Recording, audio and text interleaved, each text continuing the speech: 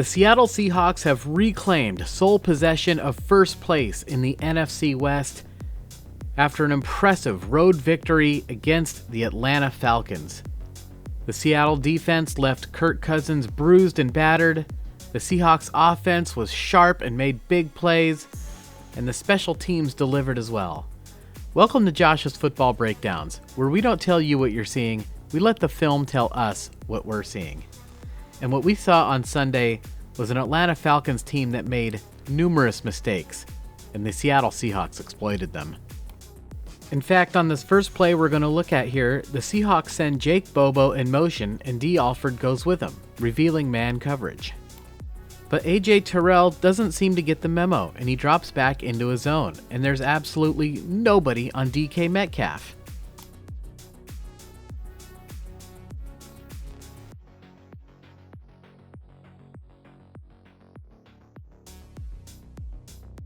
Geno Smith spots the mistake, and the Seahawks get a big chunk on the opening drive of the game.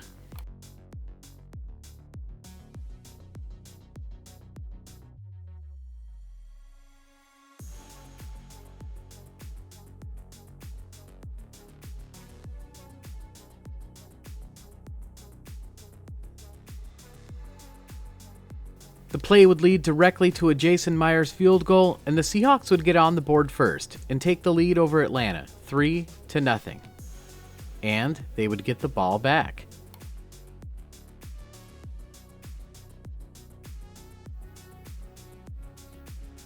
With Seattle on the move again, the Falcons try to regain control of the situation, and they send a 6-man blitz. So the Seahawks leave Zach Charbonnet and Noah Fant in to help with pass protection. But all the receivers for the Seahawks are covered, and with the pass rush closing in, Geno Smith decides to scramble. And here something interesting would happen. Kevin King would get by Noah Fant on the pass rush. Now, even though the Seahawks left Fant in to help with pass protection, he's still an eligible receiver on the play. So he just finds a little spot to get open, and Geno Smith finds him and completes the pass, and then Fant is off to the races because there's nobody left to make the tackle, and it's another big chunk for the Seahawks. And one thing we would see over and over in this game was Seattle having success because of great blocking, and here we would see Zach Charbonnet make a key block on the play.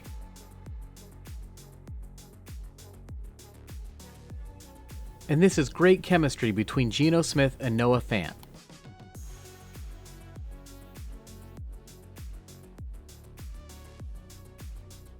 Geno Smith leads the NFL in passing yards, but the Falcons came into this game with a plan to slow down the Seattle pass offense by sticking 2 safeties back deep. But here they add in another wrinkle, sending the linebacker on the blitz. And the Seahawks catch him off guard, handing the ball off, and the offensive line has picked up the blitz. Suddenly Ken Walker has a big hole to run through, and there's nobody left to make the tackle. The linebackers already come on the blitz, and the safeties are too far away. And one more thing I love about this play. The block that finally gets Ken Walker into the end zone is all the way down the field. It's DK Metcalf doing his job, blocking 10 yards down the field, and it's enough to get Ken Walker into the end zone. Touchdown, Seahawks.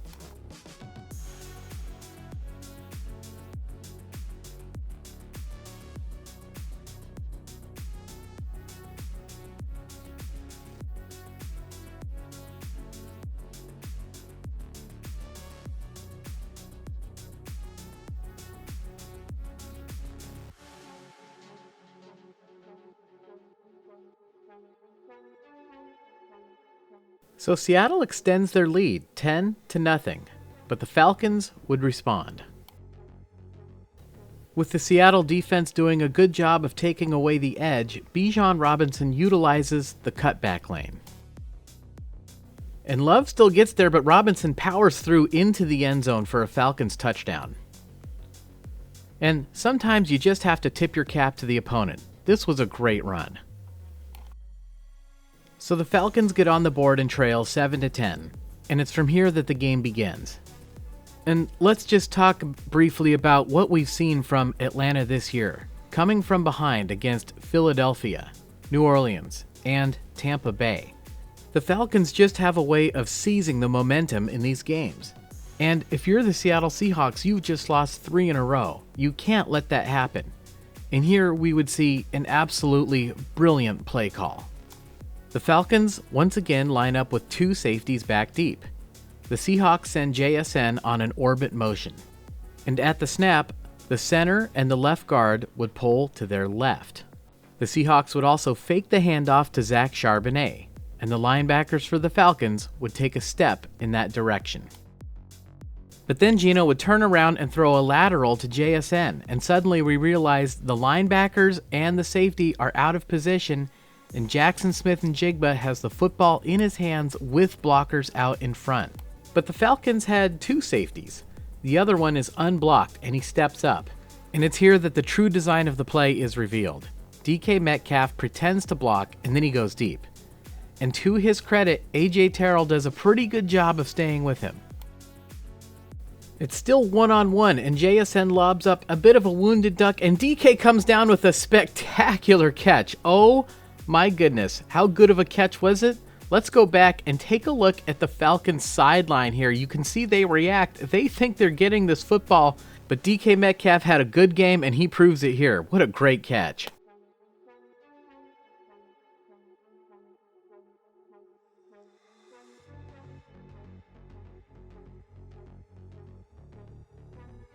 Now, the craziest part about this is after some negative plays, the Seahawks would have to punt back to the Falcons, but I thought that just symbolically, this play was so important. You know, the Falcons seemed almost to take the Seahawks for granted in this game, whereas the Seahawks, on the other hand, were clearly committed to taking it to the Atlanta Falcons. And attitude is everything in life.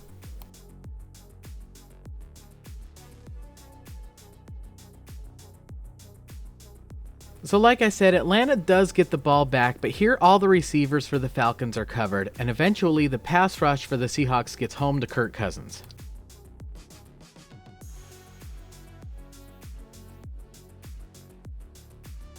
And specifically, it's Leonard Williams that gets home to Kirk Cousins, and this play is a tremendous example of playing hard all the way through to the whistle. Atlanta was unable to convert on 3rd and long, and they had to give the ball back to the Seahawks, who are trying to mount an end-of-half drive. And again, we would see a mistake by the Falcons defense, putting 2 players on JSN and nobody on Tyler Lockett. And you just can't make a mistake like that against Geno Smith, not this season.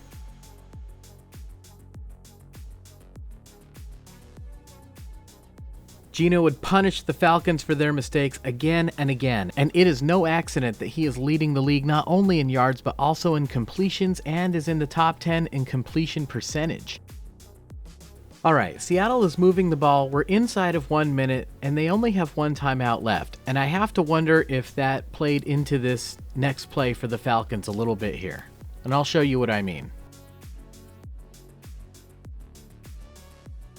First of all, let's talk about what the Seahawks are doing. We see Noah Fant running kind of this double dig route here, and that takes a defender away from that side of the field. And now take a look at the stem of the route of Tyler Lockett. It looks like he's going deep. And Atlanta knows it should be a pretty straightforward matter here to either stop the Seahawks or just hold them to a field goal. They just have to make sure they don't get beat deep for some long bonehead touchdown right before the end of the half. So the safety does the right thing here. He backpedals, he makes sure that he doesn't get beat deep. And importantly here, Clark Phillips defends the sideline. If he's going to give up a route, he's going to give it up to the inside because the Falcons know that either the clock will run or Seattle will have to use their last timeout. And Seattle doesn't want to use their last timeout. They have to save that for their field goal attempt. And once again, Geno finds the open man.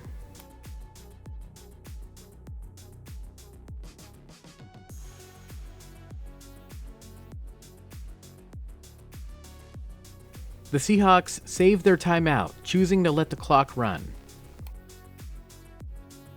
And here, I think the Falcons get it a little bit wrong. With the Seahawks on the move again, their instinct is to just be aggressive. So they send the linebacker on the blitz, and they also send the corner on the corner blitz. And we can sort of see an obvious problem already with this. First of all, Tyler Lockett, once again, it looks like he's going deep, so the safety backpedals. But because the corner is also coming on the blitz, that means there's absolutely nobody on Noah Fant, who has a clear path to the sideline. And again, Geno makes the right read. Fant gets out of bounds, and the Seahawks stop the clock. And by the way, there was a lot of Seahawk fans representing in Atlanta. We see you guys.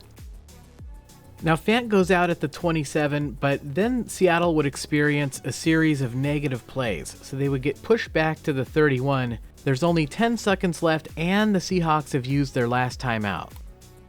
And here the Falcons defense would make probably the worst mistake of the game, and the Seahawks treat the Atlanta Falcons like family members. They exploit them. Seattle lines up with Zach Charbonnet and Noah Fant in the backfield, and Atlanta chooses to match personnel, putting two linebackers in the middle of the field, and I think that's a big mistake. With only 10 seconds left and no timeouts remaining, the priority here for Atlanta is to defend the sideline and defend the end zone. They don't need to defend the middle of the field. In fact, they want a pass to be completed in the middle of the field because then the clock would expire and the Seahawks would score no points at the end of the half, not even a field goal. Now, if we turn our attention to the bottom of the screen, we see that the Falcons still have a corner and a safety on DK Metcalf, but DK beats them with a perfectly executed post-corner post. Outside foot back, 7 steps to the post, 5 steps to the corner. Both the cornerback and the safety go with that move to the corner, and DK comes back to the post. Count the steps with me because this is beautifully executed. 1, 2, 3, 4, 5, 6, 7. 1, 2, 3, 4, 5. And then back to the post. A perfect route by DK. Touchdown Seahawks, and a crushing blow for the Falcons right before the end of the half.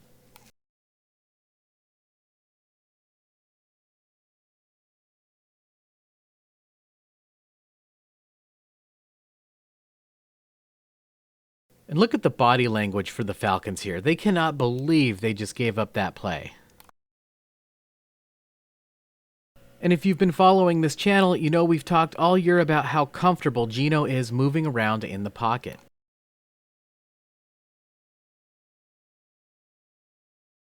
All right, let's move ahead to the third quarter, where the Falcons would get the ball to start the second half. You can see they're facing a 4th down and 2 after a long drive, but down 10 midway through the third quarter, they're already feeling the pressure to go for it here. And if you look at the top of your screen, you'll see Kyle Pitts is going to run straight through Julian Love. Now, he's not allowed to block him, but if he's just running a route, it's legal if there's contact there, and it frees up the other receiver. And to be honest, this is pretty close. It could have been called. It's not an egregious no call, but it was close. In any event, the touchdown by Drake London stands, and the Falcons are right back in this thing, trailing 14-7.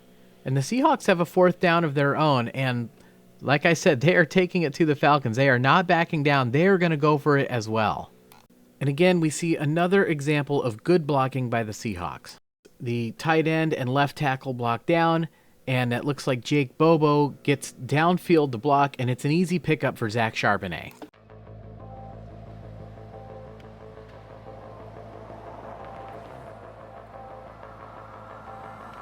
A few plays later, the Seahawks would be facing a 3rd down and 5, and here we would see another critical mistake by the Falcons defense.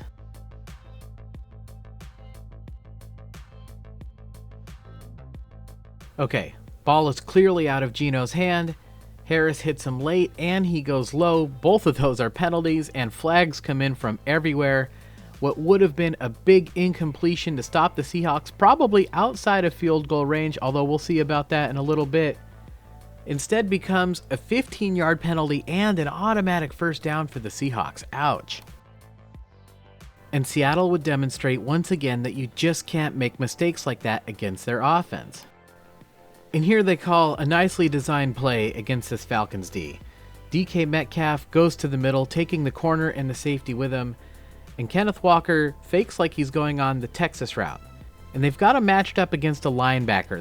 That's a mismatch with Walker's speed, and when he fakes the move to the inside, it holds the linebacker just long enough, and then Walker just takes off for the end zone and gains plenty of separation. Geno floats the ball out to him, and Walker makes a great catch, and it's a huge touchdown for the Seahawks late in this ball game. Zach Charbonnet and Ken Walker both having great games again for the Seahawks. Now look, one thing you guys can always count on with me is I'm going to be honest about what I see. And here, Michael Jarrell gets absolutely smoked on the speed rush. I mean, we got to be real about this. But like we've talked about, Geno Smith is so comfortable moving around in the pocket.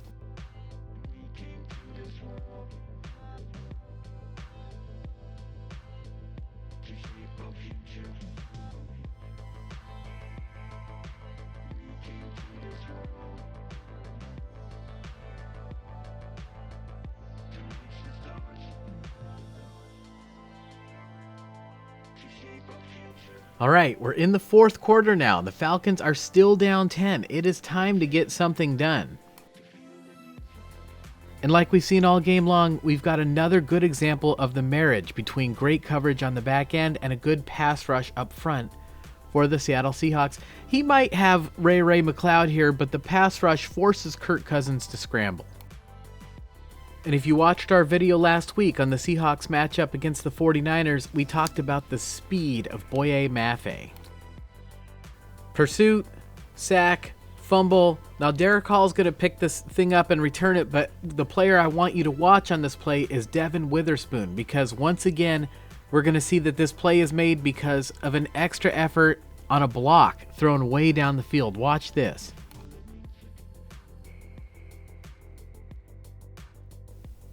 Boom, and it leaves no doubt. Hall gets it into the end zone, touchdown Seahawks, and that is another back-breaking score in this game. Wow. You know, Kirk Cousins, he's a little bit older now, and he's coming off of that Achilles. He doesn't move as fast as he used to. Maffey runs him down, and you can see he gets to the ball while Cousins' arm is still back. It's not moving forward yet.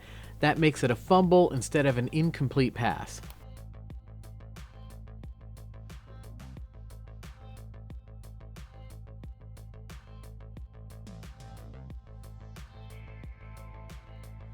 And from this angle, we get a great look. We see Maffey's hand does not contact the head of Kirk Cousins, which would have been a foul. So either fortunate luck or a good job by Maffey there. And Kirk Cousins does faceplant into the turf, and he would have to be treated for a bloody nose on the play.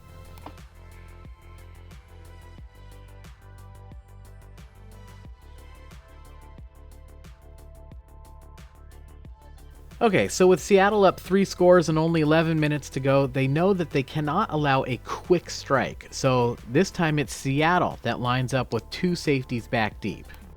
Drake London would try to find a hole in the zone. The pass is tipped and intercepted by Seattle, and when it rains, it pours.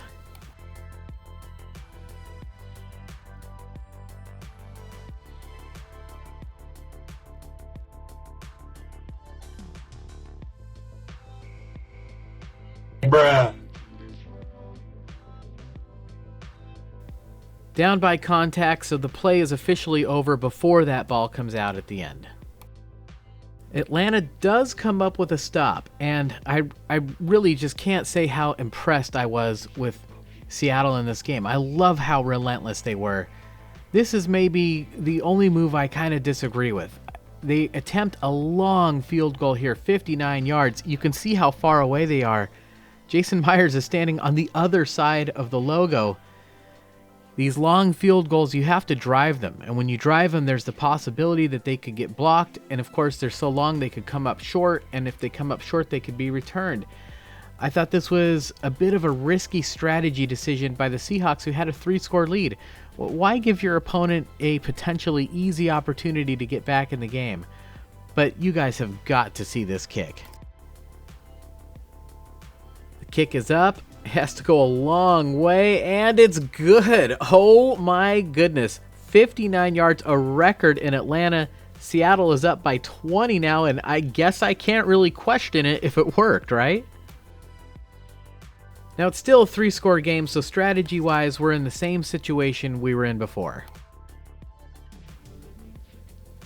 Intercepted again. This time, it's just an overthrow by Kirk Cousins.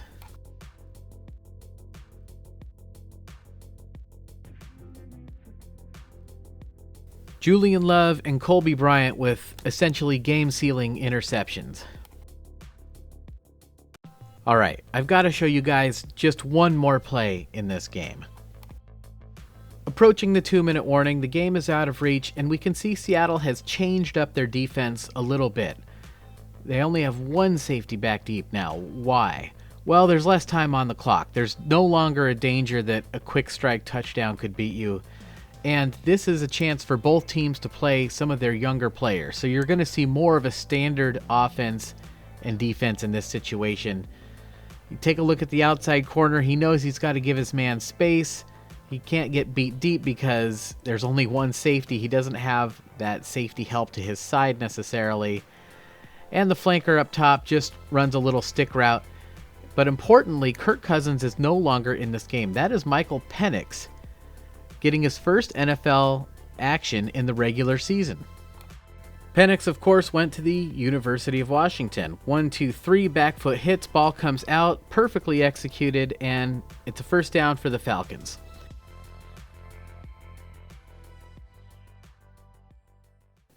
This would be his only pass in the game, but yeah, it was a good day for the Pacific Northwest. And after this, with the game, officially over, they say, look, just hand the ball off and let's get out of here. Well, that'll do it. Your final score, Seattle 34, Atlanta 14. The Seahawks really dominated the Falcons all game long in all three phases of the game. For special teams, Atlanta's Younghoe Koo actually missed a field goal in this game, very uncharacteristic of him, while Jason Myers is making 59-yarders. On defense, the Seahawks got a lot of their key starters back on that defensive line, and that really helped in this game. The defense made big plays, fumbles, return for touchdowns, interceptions, sacks, and on the offensive side of the ball, the passing game for the Seattle Seahawks showed up like it always does.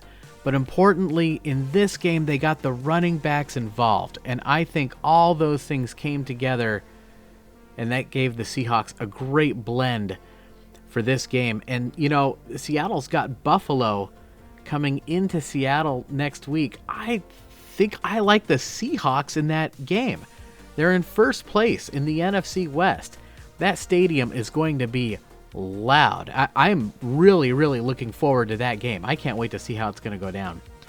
All right, we gained 74 new subscribers last week. Oh my goodness, thank you guys so much. I really appreciate it. If you're new here and you like what you see, please subscribe. We do these breakdowns all the time. I'm doing the entire NFC West this year, and I really got to take a minute to thank those of you who have gone the extra mile to help support this channel. You guys, I know it's tough out there right now, so I really appreciate it. Thank you so much. You guys completely humble me and you honor me. Thank you so much. And of course, I got to give an extra special thanks to our Patreon supporters. Guys, you are an essential part of this team. Thank you so much. I truly appreciate it. All right, the Seahawks are in first place. Buffalo Bills are coming to town. It is going to be a crazy game. I cannot wait to see it. I don't know what's going to happen in that game, but we are going to be here to break down that film, and I will see you guys then.